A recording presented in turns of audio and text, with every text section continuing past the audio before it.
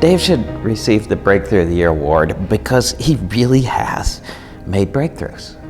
And Dave is a physicist, a scientist, a modeler who figures out how the world works in ways that give us answers that we need. Well, Dave Pollard really deserves this award because he is the person in the world that understands how to model ice sheets and ice shelves. I'm David Pollard. I do research on the large ice sheets, Greenland and Antarctica, and I use computer programs to model them, to try to simulate what they've done in the past and predict what they're going to do in the future. One of the primary reasons we study these big ice sheets is because of their potential effect on sea level. There's so much water stored up in the big ice sheets that if substantial parts of them melt in the future, as they have in the past, that can raise sea level. There's quite a lot of geologic signs that sea level has risen dramatically, maybe 10 meters, even 20 meters globally in the past, above present. The only way to do that is for quite a lot of Antarctica and Greenland to have melted in the past. The models that I use, coupled with climate models of the past, struggled to simulate that. So we address this by putting in some new mechanisms, which means ways of melting ice fast, into the model that have been discussed in glaciology but haven't been put into these models.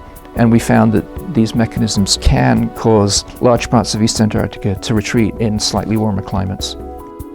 We added new parameterizations that severely attack the ice around the grounding line, which is the area where the ice becomes afloat as it flows into the ocean. And one is the effect of surface melt, which in the future will become much more pronounced than it is today. So there'll be a lot of meltwater.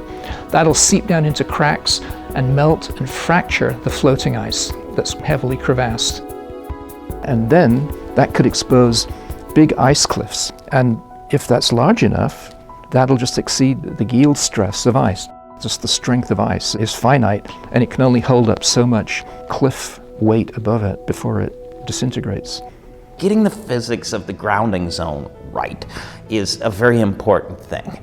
And people have tried lots of things. They refine them finer and finer and finer, but that makes the model go slower and slower and slower. And so Dave has picked out a very interesting way of putting the real physics of unstable grounding zones in between really fast pieces in his model on either side, so that it does a good job of getting the grounding zone right without bogging down the model so it can't do the simulations you need.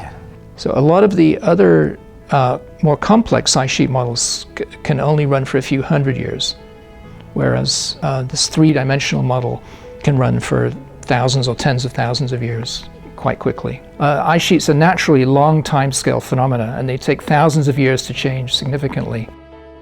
Then the only way to project what they're going to do in the future is these models. And especially in the future, due to anthropogenic climate warming, it's unprecedented in the geologic record, especially in the rate at which it's warming.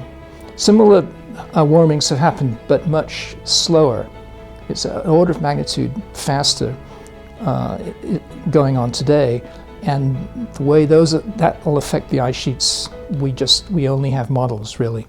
And this model is really the best model in terms of quantitatively predicting what happens to an ice sheet and to ice shelves in terms of change, evolution over time. And we're really interested in this because as climate changes, the ice sheet is melting, and how it impacts sea level will really impact humans around the planet.